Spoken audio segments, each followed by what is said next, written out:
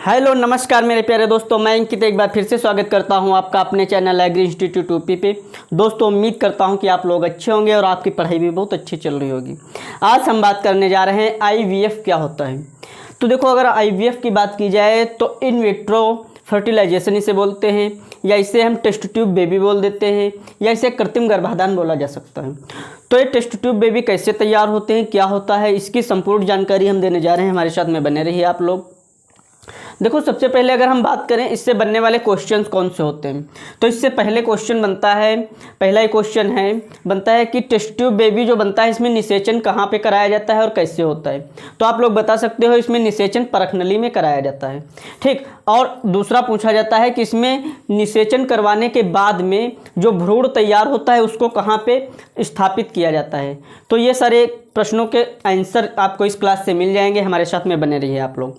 देखो, अगर बात करें हम आईवीएफ आखिर क्यों कराया जाता है आईवीएफ, तो देखो आईवीएफ क्यों कराया जाता है, पहला मैंने लिख रखा है, अंडाशय में अंडों की कमी या उनकी गुणवत्ता में कमी होती है।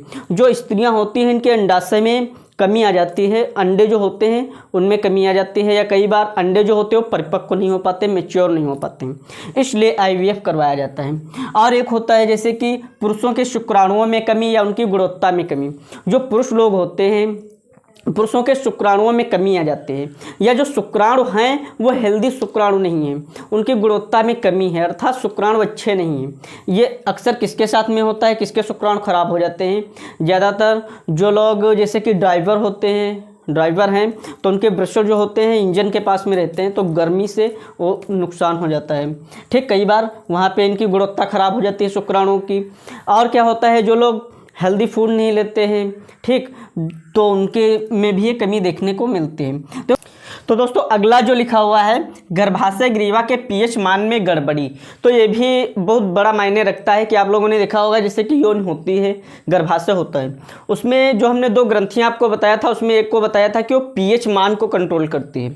तो यहाँ से जब शुक्राणु प्रवेश करते हैं अंदर गर्भाशय में जाते हैं, तो अगर पीएच ज़्यादा है तो शुक्राणु गर्भाशय में मार दिए जाते हैं, अंदर पहुंचने से पहले ही मार दिए जाते हैं महिला की योनि में। और जैसे ही अगर पीएच कम है तब भी शुक्राणु मार दिए जाते हैं, तो स्त्री प्रेग्नेंट नहीं हो पाती है, समझ रहे हो। तो इसलिए आईवीएफ करवाना जरूरी हो जाता है।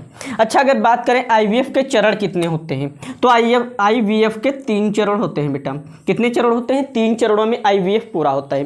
देखो, सबसे पहले क्या किया जाता है, अंडाशय में अंडों की ग्रोथ करवाई जाती है। जैसे जो स्त्री हैं जिनमें बांझपन है, बच्चे नहीं हो पा रहे हैं, तो उनके अंडाशय को चेक करते हैं, और भी बहुत सारी जांचें होती हैं। तो उसमें अंडाशय जो होते हैं, अंडाशय में अंडों की ग्रोथ करवाई जाती है, बाहर से मेडिसिन दे करके या हार्मोन्स दे करके।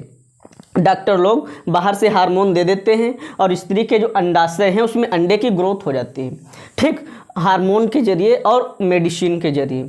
और अगला होता है जब अंडाशय में अंडे परिपक्व हो गए, तब परिपक्व अंडों को ले लिया जाता है, बाहर निकाल लिया जाता है। आप लोग स्क्रीन पे देख सकते हो, इंजेक्शन द्वारा निकाल लिया जाता है अंडे को, स्त्री के गर्भाशय से अंडे निकाल लिए गए, और उस अंडे को परखनली में रख लिया जाता है। काहे में बेटा, परखनली में। लैब में ये सारे काम होते हैं, बहुत जटिल होते हैं, क्योंकि इसमें टेम्परेचर भी देना होता है, पीएच भी देना होता है, ठीक। परखनली में ये जो अंडे तैयार हुए उनको रख लिए जाते हैं, फिर इन अंडों को पुरुष के शुक्राणुओं से निषेचित करा दिया जाता है। बस यहाँ पर एक बात आती है बेटा, याद कर लेना, जैसे महिला का जो अंडा है, क्या है, अंडा है, और पुरुष का शुक्राणु है, ये लोग परखनली में परिपक्व होते हैं, वहीं पे इनका निषेचन होता है, और जब निषेचन होता है तब ये बना देते हैं भ्रूण। क्या बनाते हैं बेटा, ये बनाते हैं भ्रूण। अब यहाँ पर आप लोग देखना, कई बार ऐसा होता है, कहा जाता है कि अंडा तो महिला का है, जैसे मान लिया कोई महिला प्रेग्नेंट नहीं हो पा रही है, बांझपन है उसमें, तो उसमें क्या होता है, अंडा जो होता है, अंडा उसके तैयार किए डॉक्टरों ने, उसको अच्छी स्टेज दे दी, अंडा ग्रोथ कर गया, अच्छा है अंडा। अब शुक्राणु की जब मतलब बारी आती है शुक्राणु कहाँ से ले, तो शुक्राणु देखते हैं कि इसके साथ में जो पुरुष है, सेक्सुअल संबंध में जो पुरुष है, क्या उसके शुक्राणु सही हैं कि नहीं हैं। अगर उसके शुक्राणु सही नहीं होते हैं तो दूसरे पुरुषों के भी शुक्राणु ले लिए जाते हैं।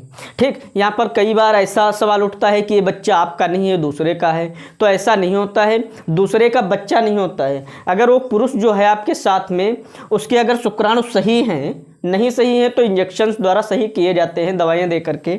अगर नहीं सही हुई है तब दूसरे पुरुष के शुक्राणु लिए जाते हैं। और अन्यथा आपके ही मतलब जैसे जोड़ी में 2 लोग हैं तो उन्हीं का संकरण करवाते हैं डॉक्टर लोग।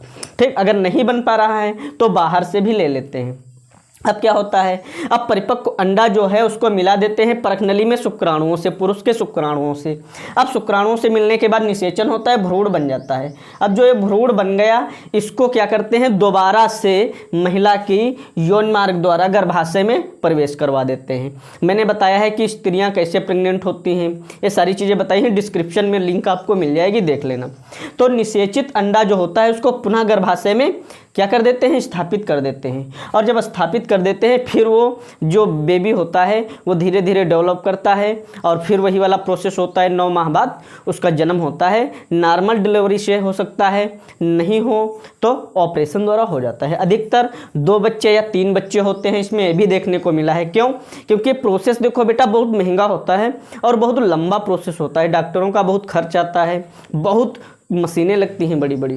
तो इसमें जब यहाँ पर देखो अंडा निकालते हैं तो 2 या 3 अंडे एक साथ में निकालते हैं महिला से, ताकि अगर एक अंडा कभी डिफ्यूज हो जाए, बेकार हो जाए, तो दूसरे अंडे से काम चल जाए।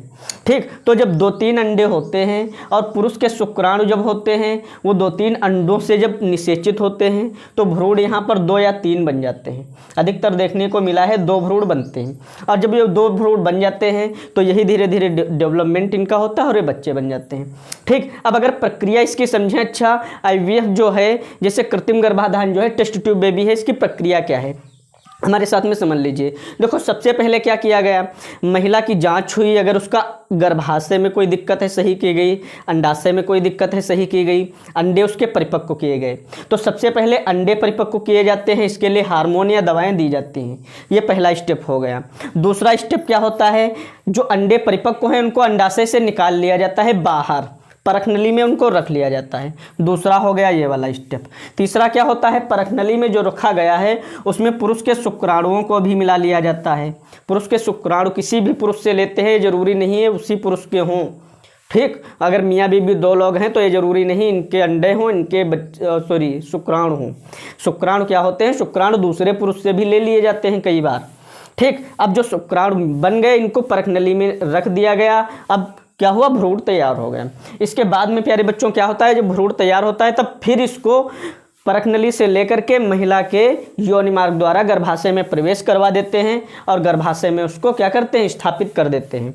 चौथा ये वाला होता है। और जब गर्भाशय में स्थापित हो जाता है 9 माह के बाद में बच्चे का एक रूप लेकर के बढ़िया से जन्म हो जाता है। उम्मीद करता हूँ कि ये आपकी समझ में आया होगा। ठीक, इसमें खर्चे भी बहुत आते हैं कई बार।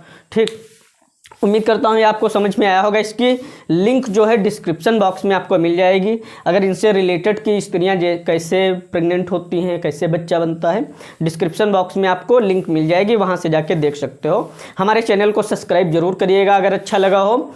ऐसी और भी वीडियो पाने के लिए लाइक करिए, शेयर करिए। मिलते हैं अगली क्लास के साथ में, तब तक के लिए जय हिंद, जय भारत।